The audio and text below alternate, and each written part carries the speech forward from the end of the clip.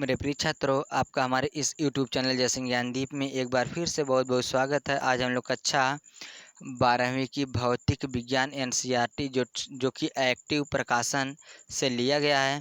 इसमें अध्याय 2 दिया है, गाउस की प्रमेय, इसे अंग्रेजी में गाउस थ्योरम कहते हैं। इस अध्याय 2 का यानी गाउस की प्रमेय का भाग नंबर 1 बना रहे हैं, जिसमें देखिए भाग नंबर 1 में पहली हेडिंग है हमारे पास क्षेत्रफल सदिश, जिसे अंग्रेजी में एरिया वेक्टर भी कहते हैं। तो देखिए यहाँ गाउस की प्रमेय कहाँ के लिए यूज होती है, तो इसमें कोई बंद लूप के लिए, कोई बंद पृष्ठ के लिए गाउस का प्रमेय लागू होता है।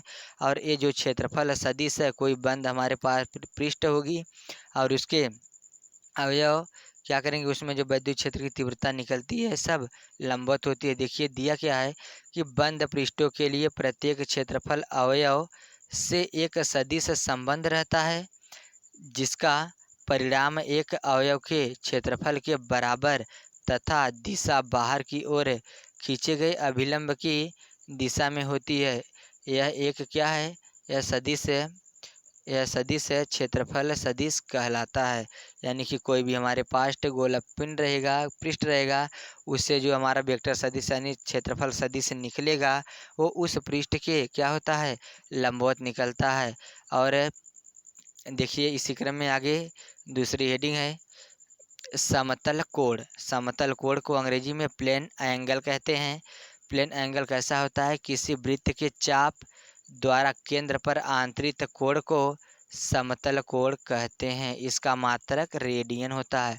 जैसे देखिए किसी वृत्त है, ये वाला हमारे पास मान लीजिए एक वृत्त है, इस वृत्त का केंद्र O है। अब यहाँ से एक बिंदु, एक चाप मैंने ए बी लगाया, एक चाप ए बी लगाया, इस चाप की दूरी कितना है, यस है। और यहाँ से इसके त्रिज्या को यहाँ की बिंदु ए से ओ को मिला दिया और ओ को बी से मिला दिया, तो हमारा जो ओ बी है क्या है, त्रिज्या है, और ओ ए क्या है, त्रिज्या है। ये त्रिज्या हम माने कितना है, आर। और इसके बीच में जो कोण आंतरित कर रहा है, कोण बन रहा है, उसे मान लिए हैं थीटा, थीटा मान लिए हैं। तो देखिए कोण बराबर क्या होता है, कोण बराबर चाप बटा त्रिज्या होता है। कोण को हम किससे दर्शाते हैं, थीटा से, और ये चाप को माने हैं यस और त्रिज्या हमारी कितना है, आर। ये हो गया। उसके बाद अगर इसको हम डी के फॉर्म में लिखेंगे यानी डिफरेंशियल के फॉर्म लिखेंगे तो डी थीटा बराबर डी एस अपान आर होता है। और इस पूरे पृष्ठ के लिए, संपूर्ण पृष्ठ के लिए इसका जब डिफरेंशियल निकालते हैं तो ये देखिए ये बंद यानी कि वैद्युत फ्लक्स के लिए बंद पृष्ठ के लिए ये यूज किया जाता है, बंद पृष्ठ या संपूर्ण पृष्ठ के लिए। और ये जो चिन्ह है हमारे पास है इंटीग्रेशन यानी कि समाकलन का चिन्ह होता है। तो डी थीटा बराबर integration of d s upon r होगा। तो यहाँ से इसको थीटा थीटा हो जाएगा बराबर 1/r, बाहर कर लेंगे इंटीग्रेशन ऑफ डी एस। अब क्या होगा कि थीटा बराबर 1/r, जब इसका पूरे का क्या करेंगे, इस पृष्ठ का निकालेंगे क्षेत्रफल, कितना होता है 2πr होता है।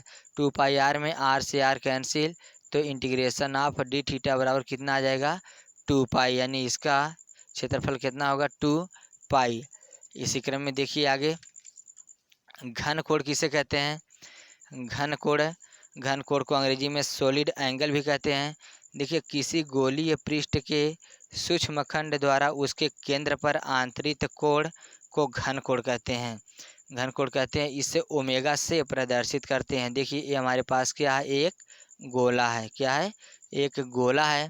अब इस गोले का केंद्र हम मान लेते हैं कि ओ है, और यहाँ पर इसकी त्रिज्या या एक चाप लगा है ए और एक चाप यहाँ पर क्या है, बी है ना।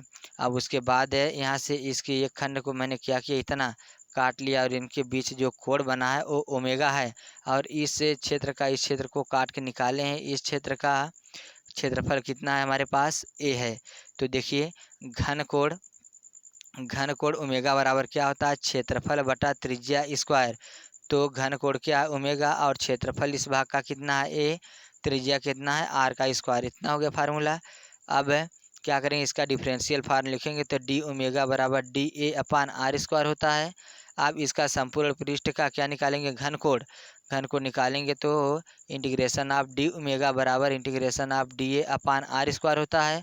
अब क्या करेंगे कि आर स्क्वायर को हम यहाँ लिखेंगे इंटीग्रेशन ऑफ डी ओमेगा बराबर 1/r² कॉमन कर लेंगे, बाहर कर लेंगे तो ये बचेगा integration of d A, which implies आप देखिए इसका 1/r² ऐसे रहेगा। इससे जब गोले का क्षेत्रफल कितना होता है, गोले का क्षेत्रफल 4πr² होता है, तो r² से r² कैंसिल, बचेगा इंटीग्रेशन ऑफ डी ओमेगा बराबर 4 यानी किसी घन घन का क्षेत्रफल कितना होता है 4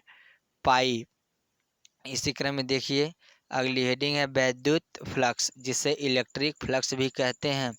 तो किसी वस्तु में जो विद्युत या वैद्युत फ्लक्स निकलता है वो उस पृष्ठ के क्या होता है, लंबवत होता है। जैसे मानिए हमारे पास यहाँ प्लस की आवेश है, अब इससे जो वैद्युत फ्लक्स निकलेगा इसके लंबवत ही क्या करेगा, निकलेगा कब, जब ये आवेश हमारे पास धनात्मक होंगे तब इसमें वैद्युत फ्लक्स बाहर की ओर निकलता है, और जब ये आवेश हमारे पास ऋणात्मक होते हैं तब ये वैद्युत फ्लक्स अंदर की ओर प्रवेश करता है।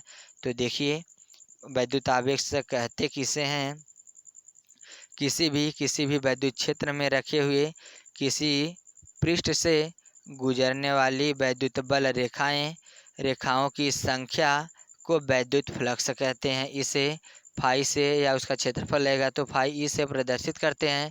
यह एक क्या है, अदिश राशि है। जैसे मानिए कि हमारे पास क्या है, हमारे पास एक ये बंद पृष्ठ है, क्या है, ये एक बंद पृष्ठ है। अब इस पर क्या हुआ कि वैद्युत बल रेखाएं निकल रही हैं, यहाँ से टकराई लेकिन यहाँ से भेजते हुए सीधा निकल ली हैं, सीधा क्या की हैं, ये निकल ली हैं सभी रेखाएं, बल रेखाएं। और इस जो वैद्युत क्षेत्र की तीव्रता है, वैद्युत क्षेत्र है इधर की ओर है, और इसका जो इस पृष्ठ का क्षेत्रफल है वेक्टर ये है। तब इसके लिए जब सीधा सीधा निकलेंगी तब के लिए क्या फार्मूला होता है, फाई बराबर वेक्टर ई डॉट वेक्टर ये होता है। दूसरी कंडीशन में जब ऐसे कोई मान लीजिए हमारे पास पुस्तक रखी है ऐसे तिरछे माध्यम में कोई प्रकाश है, ये बल रेखाएं जा रही हैं, ऐसे भेदते हुए बहुत से बल रेखाएं जा रही हैं। इसका क्या है कि ये जो क्षेत्र है ये वेक्टरी है, और इस क्षेत्र के जो बल रेखाएं जा रही है इस पर खींची गई स्पर्श रेखा के बीच में ये कोण बनाता है, जिसे हम क्या कहते हैं, थीटा मानते हैं। और ये हमारा क्या है, ये क्षेत्रफल दर्शा रहा है कि इधर के लिए क्या होगा, रवाना होगा। तब के लिए वैद्युत फ्लक्स क्या होता है, वैद्युत फ्लक्स फाई बराबर वेक्टर ये क्या बोलते हैं, ई ए कास थीटा, यहाँ से थीटा की वैल्यू मिल जाएगी। इसी क्रम में देखिए तीसरी पॉइंट क्या कहा है, तीसरे पॉइंट में कहा गया है कि वैद्युत फ्लक्स कभी ऋणात्मक नहीं होता है। वैद्युत फ्लक्स क्या होता है, हमेशा धनात्मक ही होता है, कभी ऋणात्मक नहीं होता है। और वैद्युत फ्लक्स का मात्रक देखिए न्यूटन मीटर स्क्वायर प्रति कूलाम होता है, किस पद्धति में होता है, एम.के.एस पद्धति में होता है। और डाइन सेमी स्क्वायर प्रति ई.एस.यू ये किस पद्धति में होता है, सी.जी.एस पद्धति में। और अन्य मात्रक उसके होते हैं, अन्य मात्रक क्या होते हैं, अन्य मात्रक वोल्ट मीटर भी होता है। और इसका क्या करेंगे, बीमीय सूत्र कैसे ज्ञात करेंगे, तो इसका बीमीय सूत्र वैद्युत फ्लक्स का बीमीय सूत्र ज्ञात करने के लिए फाई बराबर vector E dot vector A होता है। तो फाई बराबर वेक्टर ई का मान क्या होता है, न्यूटन प्रति कूलाम होता है, न्यूटन प्रति कूलाम होता है। और ए का मात्रक मीटर स्क्वायर होता है। तो ये न्यूटन किसका मात्रक होता है, बल का। तो बल का बीमीय सूत्र क्या होता है, m/L (10⁻²) बटा कूलाम का बीमीय सूत्र 80 होता है गुणे, और मीटर का L होता है, मीटर स्क्वायर है तो L स्क्वायर हो गया। जब इसको सही करेंगे फाई बराबर m ऐसे रह जाएगा, और L देखिए दो यहाँ, एक यहाँ है, दो यहाँ, दोनों को मिलाएंगे तो L पावर 3 हो जाएगा। और T की पावर 2 यहाँ माइनस में है, और T की पावर 1 यहाँ ऊपर जाएगा तो भी माइनस में हो जाएगा। तो दोनों आपस में क्या करेंगे कि जुड़ जाएंगे, T की पावर -3 हो जाएगा, और A को ऊपर लेके जाएंगे तो A इन्वर्स हो जाएगा। तो वैद्युत फ्लक्स का बीमीय सूत्र है क्या होगा, m/L³ है, T की पावर -3 A इन्वर्स होता है। और देखिए वैद्युत फ्लक्स का मान कब अधिकतम होता है और कब न्यूनतम होता है, जब फाई बराबर ई ए कास थीटा होता है, यानी कि फाई मैक्सिमम यानी वैद्युत फ्लक्स मैक्सिमम के लिए कास थीटा का मान 1 के बराबर होना चाहिए। देखिए जब काश थीटा बराबर 1 तो काश थीटा बराबर 1 कितने का अंश का मान होता है, काश 0 का। काश से काश कैंसिल हो जाएंगे, बचेगा क्या कि थीटा बराबर 0 डिग्री, यानी कि फाई मैक्सिमम कितना होगा, ई ए हो जाएगा, ई ए हो जाएगा थीटा बराबर 0 पर, यानी कि काश थीटा बराबर 1 रखेंगे। तो देखिए हमारे पास मान लीजिए वैद्युत बल रेखाएं ऐसे जा रही हैं, वैद्युत बल रेखाएं ऐसे जा रही हैं। तो अब इसमें हमें क्या करना है कि इस पे मान लीजिए एक पुस्तक की तरह कोई खड़ा कर दिए, कोई पुस्तक मान लीजिए खड़ा कर दिए, या फिर हम अपना ऐसे कुछ भी कोई पृष्ठ खड़ा कर दिए। तो आप देखिए जो इसका क्षेत्र किधर है, क्षेत्र तो इधर है। अब इसी क्षेत्र पे वैद्युत बल रेखाएं जा रही हैं, तो इन दोनों रेखाएं एक ही पे जा रही हैं। तो इन दोनों रेखाओं पर जब कोण बनेगा तो 0 डिग्री का बनेगा। तो जब लंबवत होंगे तो वहाँ पर 0 डिग्री का बनेगा, तो वहाँ पर टाउ मैक्सिमम का मान कितना होगा, ई ए होगा। और जब देखिए अतः वैद्युत क्षेत्र में रखे लंबवत पृष्ठ से गुजरने वाला वैद्युत फ्लक्स अधिकतम होता है। तो ये किसके लंब कैसा है, किस कंडीशन में है, ये लंबवत है, तो अधिकतम यहाँ पर होगा।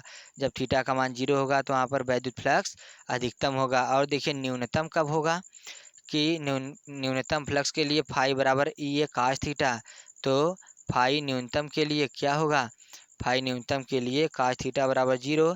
तो काश थीटा बराबर काश कितने अंश का मान होता है, तो काश काश कितने अंश का मान होता है, तो काश देखिए काश से थीटा बराबर 0 डिग्री, तो काश थीटा बराबर 0 90 अंश का मान होता है। थीटा बराबर 90 डिग्री, थीटा बराबर कितना आ गया, 90 डिग्री आ गया। तो हम क्या करेंगे अब, फाई मिनिमम बराबर कितना मिलेगा, फाई मिनिमम बराबर हमें मिल जाएगा 0 डिग्री। हम क्या रखेंगे, काश थीटा का मान 0 डिग्री। तो देखिए ये हमारे मान लीजिए कि कोई वैद्युत बल रेखाएं जा रहे हैं, वैद्युत फ्लक्स जा रहा है। अब इसी में क्या करेंगे, इसी की तरह एक हम किताब या कापी ऐसे कुछ भी मान लीजिए रख देंगे, तो वैद्युत रेखाएं क्या करेंगी, ऐसे जाती रहेंगी, जाती रहेंगी इसके समांतर, इसी के होकर जाती रहेंगी। तब इनके बीच जो कोण बनेगा वो थीटा बराबर 90 डिग्री का बनेगा। तो हम कह सकते हैं कि फाई जो है वैद्युत फ्लक्स से बिलोंग करता है कितना, 0 से बड़ा, और फाई ई से छोटे मान को क्या करता है, बिलोंग करता है, यानी कि 0 से बड़ा और ई ए से क्या होगा, छोटा होगा। इन्हीं दोनों के बीच में वैद्युत फ्लक्स होता है। तो आज के वीडियो में बस इतना ही, तब तक फिर मिलेंगे अगले वीडियो के साथ, तब तक के लिए धन्यवाद।